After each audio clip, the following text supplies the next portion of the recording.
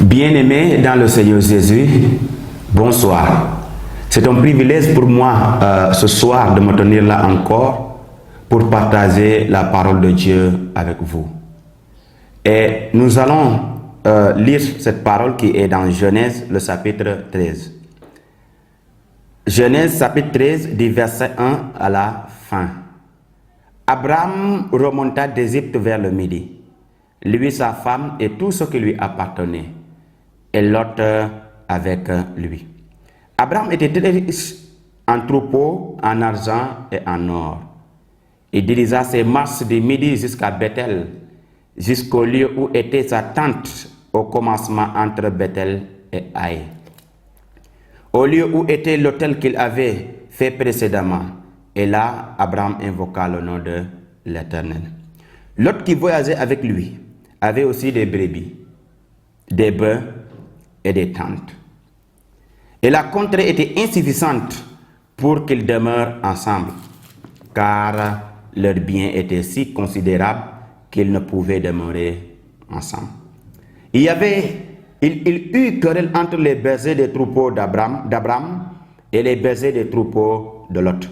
Les Cananéens et les Phérésiens habitaient alors dans le pays. Abraham dit à Lot, qu'il n'y ait point, je te prie, de dispute entre moi et toi, ni entre mes bergers et tes bergers, car nous sommes frères. Tout le pays n'est-il pas devant toi? Sépare-toi donc de moi. Si tu vas à gauche, j'irai à droite. Si tu vas à droite, j'irai à gauche. Lot leva les yeux et vit toute la plaine du Jourdain qui était entièrement arrosée avant que l'Éternel ait détruit Sodome et Gomorrhe. C'était jusqu'à Tossoyar, comme un jardin de l'Éternel, comme le pays d'Égypte. Lot choisit pour lui-même toute la plaine du Jourdain et il s'avança vers l'Orient. C'est ainsi qu'ils se séparaient l'un de l'autre. Abraham habita dans le pays de Canaan et Lot habita dans les villes de la plaine et dressa ses tentes jusqu'à Sodome. Les gens de Sodome étaient méchants et de grands pécheurs contre l'Éternel. L'Éternel dit à Abraham, après que Lot se fut séparé de lui, lève les yeux et du lieu où tu es, regarde vers le nord et le midi, vers l'Orient et l'Occident. Car tout le pays que tu vois, je le donnerai à toi et à ta postérité pour toujours. Je rendrai ta postérité comme la poussière de la terre, en sorte que si quelqu'un peut compter la poussière de la terre, ta postérité aussi sera comptée. Lève-toi, parcours le pays dans sa longueur et dans sa largeur, car je te le donnerai.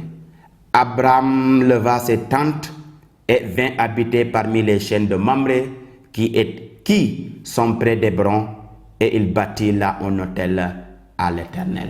Voilà le texte de base dont nous allons étudier aujourd'hui. Et nous aurons comme thème la séparation d'Abraham et de Lot et le renouvellement de la promesse de Dieu. Qu'est-ce qui se passe dans cette histoire? Nous avons vu qu'Abraham était en Égypte.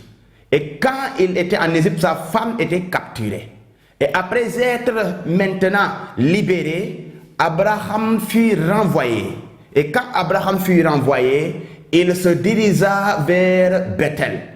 Et il a quitté en Égypte avec de très grands biens. La Bible nous dit Abraham s'en alla. Lui, sa femme, tout ce qui lui appartenait, et l'autre parti avec lui. Quand Abraham est arrivé à Bethel, il a dressé ses tentes. Il a aussi rétabli son autel, l'autel de l'Éternel. Abraham a rétabli l'autel de l'Éternel. Et l'autel dans la Bible fait allusion au sacrifice de Jésus-Christ de Nazareth à la croix de Golgotha. Ceci veut dire tout simplement, c'est en Jésus-Christ seul que nous pouvons avoir le rétablissement de notre relation avec Dieu.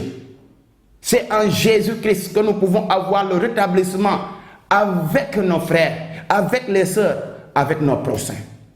Car Jésus Il est mort pour détruire ce qu'on appelle l'inimitié, la séparation qui existait avec nous, entre nous et Dieu. C'est pourquoi c'est lui seul, Jésus seul, est capable de rétablir notre relation avec Dieu, les prochains et même avec l'environnement. Après avoir rétabli cet autel, la Bible nous dit que au verset 4, verset 6, verset 4, verset 5, que au verset 4, au lieu où était l'autel qu'il avait fait précédemment, et là, Abraham invoqua le nom de l'Éternel. Le verset 5, Lot qui voyageait avec Abraham avait aussi des biens, avait aussi des brebis, des bœufs et des tentes. Et la contrée était insuffisante pour qu'ils demeurent ensemble, car leurs biens étaient si considérables qu'ils ne pouvaient demeurer ensemble. Donc nous avons vu que Abraham, quand il est sorti d'Égypte, il est sorti avec des bénédictions. Et la Bible aussi nous dit que Lot aussi avait des brebis, il y avait des bœufs et des tentes. Les deux étaient bénis. Au point que dans la contrée où il était, c'était devenu insuffisante pour le troupeau. Et c'est ainsi que la Bible dit au verset 7 qu'il y querelle entre les bergers des troupeaux d'Abraham et les bergers des troupeaux de Lot. Les Cananéens et les Phéréziens habitaient alors dans le pays.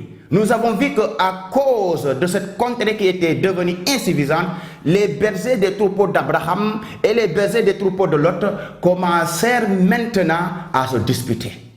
C'est ainsi qu'Abraham a appelé Lot et a dit à Lot, je te prie qu'il n'y ait point de dispute entre toi et moi, entre tes bergers et mes bergers, car nous sommes frères. Et ce que nous devons noter ici, la Bible nous dit les Cananéens et les Phéréziens habitaient alors dans le pays. Et Abraham dit qu'il n'y ait point de dispute entre toi et moi. Abraham voulait tout simplement préserver leur témoignage parce qu'Abraham et Lot étaient des frères. Il ne fallait pas que les deux disputent. Mais est-ce que nous pensons à cela? Parce que beaucoup de personnes se mettent sur YouTube tout en disant du mal sur d'autres pasteurs, tout en disant du mal sur d'autres doctrines ou d'autres dénominations. Ne sais-tu pas que dans YouTube où tu es, il y a des non-croyants? Parce que ces personnes qui sont les Cananéens et les Phéréziens étaient des non-croyants. C'est pourquoi je te dis, ne sais-tu pas que dans YouTube où tu es en train de discuter avec les autres pasteurs, en train de dire du mal sur la vie des autres pasteurs, ne sais-tu pas qu'il y a des non-croyants? Dans Facebook où tu es en train de critiquer les autres pasteurs ou en train de critiquer les autres sœurs ou frères, ne sais-tu pas que les non-croyants sont là-bas?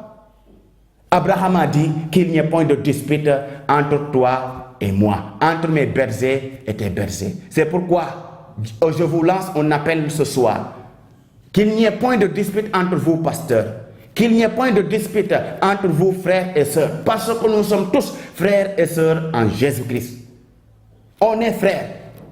Et là où nous discutons, où nous disputons, souvent les ennemis sont là-bas. Souvent les non-croyants sont là-bas. Et quel est le témoignage dont tu vas laisser avec ces non-croyants? Ça mérite une réflexion, frères et sœurs.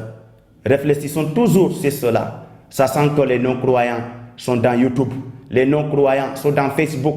Et regardons ce que nous disons dans Facebook, dans YouTube, parce que les non-croyants y sont. La Bible dit, Abraham dit à Lot, tout le pays n'est-il pas devant toi? Verset 9. Sépare-toi donc de moi. Si tu vas à gauche, j'irai à droite. Si tu vas à droite, j'irai à gauche. Abraham propose maintenant un système de séparation entre lui et Lot. Abraham dit à Lot, le pays n'est-il pas tout ici? Sépare-toi donc de moi. Si tu vas à gauche, j'irai à droite. Si tu vas à droite, j'irai à gauche. C'est important, frères et sœurs, c'est là où la séparation commence. Et regardez comment la séparation s'est faite, parce que dans cette séparation, il y avait un choix. Il y avait un choix. Et regardez comment l'autre va choisir. La Bible dit au verset 10, l'autre leva les yeux et vit la plaine du Jourdain qui était entièrement arrosée avant que l'Éternel ait détruit Sodome et Gomorrhe. C'était jusqu'à Tossoyar comme un jardin de l'Éternel, comme le pays d'Égypte. Donc, Lot a levé ses yeux naturels et il a regardé. Il a vu que la plaine était complètement arrosée, entièrement arrosée. Et Lot a choisi cette plaine. Et derrière cette plaine, il y avait Sodome et Gomorrhe. Et la Bible décrit et dit, Sodome et Gomorrhe étaient un pays ou une ville où les gens étaient des pécheurs, de grands pécheurs contre l'Éternel, des personnes méchantes. Vous voyez, donc ce que nous devons voir ici, dans le choix que nous faisons, ne choisissons pas par nos yeux naturels, parce que nos yeux naturels ne peuvent pas voir derrière. Nos yeux naturels ne parviennent même pas à voir ce qui est derrière. C'est pourquoi en choisissant, nous devons toujours implorer la grâce de Dieu. Nous devons toujours inclure Dieu dans notre choix, parce que Dieu seul est capable de voir derrière notre choix. Peut-être quelqu'un te propose quelque chose, tu ne sais pas ce qui est derrière, mais ce que tu dois faire, c'est d'implorer la grâce de l'Éternel, c'est d'implorer la miséricorde de l'Éternel. Après avoir choisi, la Bible nous dit que au verset 12, Abraham habita dans le pays de Canaan et Lot habita dans les villes de la plaine et dressa ses tentes jusqu'à Sodome. Les gens de Sodome étaient méchants et de grands pécheurs contre l'Éternel. Verset 14. L'Éternel dit à Abraham, après que Lot se fut séparé de lui, lève les yeux et du lieu où tu es, regarde vers le nord, le midi, l'orient et l'occident. Donc ce qui est important ici, ce n'était pas Abraham qui a choisi lui-même, mais c'est Dieu qui a dit à Abraham, lève les yeux. Et Abraham leva les yeux. Et Dieu lui montra le nord, le midi, le sud et l'orient. Et lui dit, je te le donnerai. Donc ici, nous avons vu maintenant que Dieu a commencé à renouveler la promesse qu'il avait dit à Abraham dans le chapitre 12. Parce que Dieu, quand il a appelé Abraham, il lui a promis trois choses. Il lui a promis une nation, Dieu lui avait promis une terre, Dieu lui avait promis une bénédiction. Mais nous pouvons dire qu'Abraham a commencé de goûter à la bénédiction, car en Égypte, il fut maintenant enrichi en Égypte. Dieu a enrichi Abraham en Égypte. Et maintenant, il restait deux choses. Il restait maintenant ce qu'on appelle la terre et la nation. Et quand Abraham s'est mis en Canaan, Dieu lui a dit, je te donnerai ceci à toi et à ta postérité. Il a dit encore au verset 16, je rendrai ta postérité comme la poussière de la terre. En sorte que si quelqu'un peut compter la poussière de la terre, ta postérité aussi sera comptée. Il renouvelle encore ici la promesse de la nation. Et cette promesse de nation s'est accomplie en Genèse le chapitre 21. Dans Genèse le chapitre 21, c'est là où Dieu a permis que Sarah enfante un fils qui fut s'appeler Isaac. Il s'est accompli d'abord en Isaac, deuxièmement en Israël et troisièmement en Jésus-Christ et son Église. Ce qui veut dire tout simplement les promesses faites sur nos pères Abraham fut accompli dans la vie de notre Seigneur Jésus-Christ. Il fut entièrement accompli dans Jésus-Christ et son Église. Ceci veut dire tout simplement, nous n'avons pas aux promesses dont Dieu a faites à Abraham, parce que les promesses sont à nous qui croyons en Jésus-Christ de Nazareth.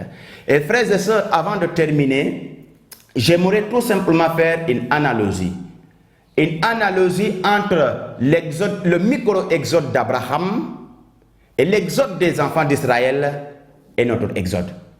Et maintenant, cet exode s'est fait ainsi. Quand Abraham était en Égypte, Dieu a frappé Pharaon et il a libéré Abraham et Sarai. Quand Dieu les a libérés, ils ont sorti avec des bénédictions et ils allèrent maintenant en Canaan. Ils allèrent maintenant en Bethel. Et arrivés en Bethel, ils ont trouvé les Phéréziens et les Cananéens. Et regardez avec l'histoire des enfants d'Israël. Les enfants d'Israël étaient en captivité en Égypte. Et Dieu les a fait sortir là-bas. Il a frappé Pharaon et son pays pour pouvoir les faire sortir là-bas afin qu'ils partent pour servir Dieu dans le désert.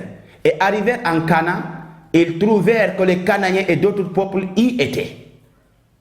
Et pour ce qui nous concerne, frères et sœurs, nous sommes sortis en Jésus-Christ, nous sommes sortis du monde à Dieu.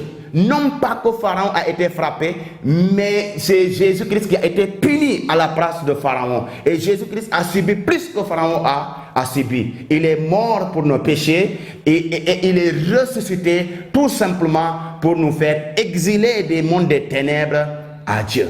Frères et sœurs, pour vous dire tout simplement que c'est en Jésus-Christ de Nazareth seul que nous pouvons sortir du monde des ténèbres à Dieu lui-même. Que le Seigneur vous bénisse et qu'il vous bénisse abondamment. Dans le nom de Jésus-Christ. Amen.